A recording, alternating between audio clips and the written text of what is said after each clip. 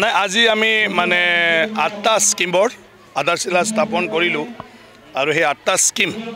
আমাৰ খনিজৰ ওপৰত যিটো ৰেভিনিউ ফৰেষ্ট ৰয়েলটি যিখিনি পাইছে মানে ডিসি অফিসত বিভিন্ন আঁচনিবিলাক ৰূপায়ণ কৰাৰ ক্ষেত্ৰত এই পুঁজিটো আছিলে সেই পুঁজিৰ পৰা আমাৰ এটা প্ৰধানমন্ত্ৰী নৰেন্দ্ৰ মোদী ডাঙৰীয়াই এটা নিয়ম বনাইছে মানে যি জায়গাত কালেকশন হয় এই পইচাইদি সেই জায়গাতে এই অঞ্চলৰ কাৰণে যি জায়গাৰ পৰা তোমাৰ বালু পাথৰ ওলাইছে কয়লা ওলাইছে তেল ওলাইছে তাতে ইয়াৰ উন্নয়নমূলক কামটো কৰিব লাগে আৰু সেই হিচাপে আমাৰ ওদালগুৰি জিলাত আমাৰ যিখিনি মানে এই খনিজ মানে ওলোৱা খনিজ মানে বালু পাথৰ ওলোৱা আমাৰ ৰাইজে সেইটো ক'লেহে বুজি পাব এই এলেকাত উন্নয়ন কৰিব লাগে তাতে এইটো দক্ষিণ ফালে কৰিলে নহ'ব কামটো গতিকে সেই হিচাপে আজি আমি গৰুৱাজাৰত বাউণ্ডাৰী ৱাল মেট্ৰিক পৰীক্ষাৰ কাৰণে চেণ্টাৰ হ'বৰ কাৰণে বাউণ্ডাৰী ৱালটো ইস্যু হৈ আছিলে আজি আমি সেইটো কৰিলোঁ বাকি খোৱা পানী যোগান আঁচনি দুটা আমাৰ আগৰ স্কিমটো কভাৰ কৰা আছিলে সেইটো ধৰিলোঁ বাকি ৰাস্তা আছে আমাৰ দুটা সৰু সৰু ৰাস্তা ফৰেষ্টৰ লগত মানে উত্তৰ অঞ্চলত মানে যেটো লিং ৰোড এই লিং ৰোডটো কৰা হ'ব ইয়াৰ পিছত গৰাখহনীয়া মানে হেতু আমাৰ ননৈখুটিত যেটো মূল এটা 107 মানে 67 কোটি টকাৰ প্ৰজেক্ট মানে ইয়াৰ প্ৰতিহতৰ কাৰণে আমি হেতু আঁচনিও ধৰিছো গতিকে টোটেল 8টা প্ৰায় মানে আপোনাৰ 2 কোটি 99 লাখ কিছুমান আৰু আছে 100,100 টোটেল প্ৰায় 3 কোটি টকাৰ আঁচনি আমি ইয়াতে এই আঁচনিবিলাক লৈ ফেলে আজিৰ পৰা আৰম্ভ কৰিছোঁ এটা আমাৰ খুব ভাল ডিসি ডাঙৰীয়াক মই ধন্যবাদ জনাইছোঁ পাটগিৰি ডাঙৰীয়াক যে তেখেতে প্ৰথম এইটো ফৰ্মেলি আমি এই পুঁজিৰ পইচা দি এই জায়গাত যি জায়গাৰ পৰা এইটো পইচা আমি পাবলৈ সক্ষম হৈছোঁ ইয়াৰ আঁচনি ইয়াতে কৰা হৈছে না বাদ হয় বাদ জৰাজীৰ্ণ হৈ আছে কিছু বাদ পথ আমাৰ হৈ আছে এইবাৰো আমাৰ কিছুমান ৰাস্তা আছে গতিকে ভুটিয়াচাং ৰাস্তাটো অলৰেডি আমাৰ প্ৰায় টেণ্ডাৰ হোৱাৰ পথত এটা হ'ল ভুটিয়াচাং ৰোডটো আমাৰ কিবা লগত কানেক্টেড হৈ গ'ল জাগিৰৰ পৰা আহি আছে নেশ্যনেল হাইৱে সামৰংলৈকে এইটো 4 লেন এইটো হৈ গ'ল আৰু ইয়াৰ কনষ্ট্ৰাকশ্যন এতিয়া হ'বই অলৰেডি মানে আৰম্ভ কৰিছে জাগিৰ ফালে এতিয়া আমি কন্ট্ৰাক্টৰক কৈ ফালে এইফালে দিওঁ মানে যাতে মটৰেবল হৈ থাকে এইটো কৰিব খুজিছোঁ বাকি কিন্তু পিডব্লিউডি ডিপাৰ্টমেণ্টৰ পৰা ষ্টেটৰ পৰা অলৰেডি এষ্টিমেট সব ঠিক হৈ ফালে এটা টেণ্ডাৰ প্ৰচেছত আছে বিটিআৰ ইলেকশ্যনটো ৰাইজে মানে কি কয় কৰি ল'ব লগা ইলেকশ্যন কাৰণ এতিয়া মানে উকলি গ'ল সময়টো গতিকে নিৰ্বাচনটো ৰাইজে যেনেকৈ বিচাৰিব তেনেকৈ হ'ব ৰাইজে যাকে ভোট দিব আপোনাৰ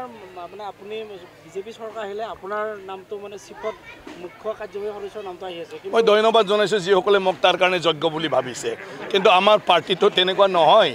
মানে পাৰ্টিয়ে আমাৰ মানে কোন মানুহক ক'ত ৰাখিলে সঠিকভাৱে চৰকাৰৰ বিভিন্ন পৰিকল্পনাৰ আধাৰত কাম কাজবিলাক কৰিব পাৰিব সেইটো লৈ ফালে বিবেচনা কৰি নেতৃত্বৰ দায়িত্বটো দিব যদি তেনেকুৱা সিচুৱেশ্যন আহে কাৰণ বিজেপি চৰকাৰৰ বহুত পৰিকল্পনা আছে অকল আন্তঃগাঁথনি নহয় মানুহৰ ব্যক্তিগত জীৱনলৈকে কেনেকৈ উপকাৰ কৰিব পাৰিব তাৰ কাৰণে বিভিন্ন আঁচনি লোৱা আছে বিজেপি চৰকাৰ আহিলে চিফজন বিজেপিৰ হ'ব না কোনটোত যদি বিজেপি একক সংখ্যা গৰিষ্ঠতা পায় বিটিআৰ নিশ্চয়কৈ তেনেকুৱা যদি সিচুৱেশ্যন হয় সেইটোতো প্ৰক্ৰিয়া কাক বা ভাল পায় বেয়া পায়তো লাভ নাই আজি যদি বিপিএফক ৰাইজে সমৰ্থন কৰে বিপিএফৰ চৰকাৰ হ'ব ইউপিপিএল কৰিলে ইউপিপিএলৰ হ'ব বিজেপি ক'লে বিজেপি হ'ব বিজেপি নহয় বেলেগ পাৰ্টিক যদি কৰে এইটোতো আমাৰ ডেমক্ৰেটিক প্ৰক্ৰিয়া আপোনাৰ মোৰ হাতত নাই সংবিধানে ঠিক কৰি থৈ দিছে ৰাইজে যাক ৰায় দিয়ে মেজৰিটি মাষ্ট বি গ্ৰেণ্টেড আৰু পিপল মেণ্ডেট টু মেজৰিটি কাক দিয়ে গতিকে তাত আমি কথা কৈ লাভ নাই ৰাইজেহে ঠিক কৰিব যে বিটিচিত কোনে চৰকাৰ কৰিব পাৰিব গতিকে হয়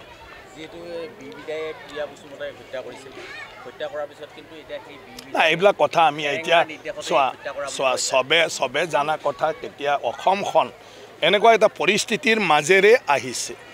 আৰু সেইটো আজি চাম কাটি ফালে মূল খুঁটি লৈ মানুহবিলাক আহি গ'ল এটা সেইবোৰ কথা খুচৰি থাকিলে আমাৰ মাজত মানে অশান্তি আৰু বদলা বদলি এই মনোভাৱটোই হৈ থাকিব মই ভাবোঁ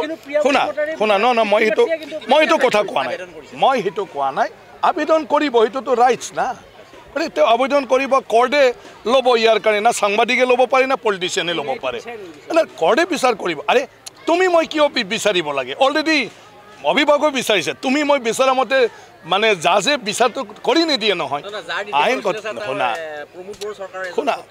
শুনা মই কি কৈ আছোঁ মানুহ অসমৰ মানুহে তেনেকুৱা আহিছে এতিয়া আপুনি দোষী নহয় আপোনাৰ বংশ পৰিয়াল কোনোবা উগ্ৰপন্থী কৰিলে আপুনি দোষী হ'ব নেকি বুজি পালে না নাই অসমখনেই তেনেকুৱা আলফা NDB হা কত তোমাৰ কিবা টাইগাৰ ফৰ্চ কিবা ফৰ্চ আনলা উনলা কিমান আছে অসমত আৰু সেইবোৰ কোন আমাৰ ঘৰৰে আমাৰ পৰিয়ালৰে মানুহ এইটো এটা পৰিস্থিতিত সৃষ্টি হোৱা বস্তু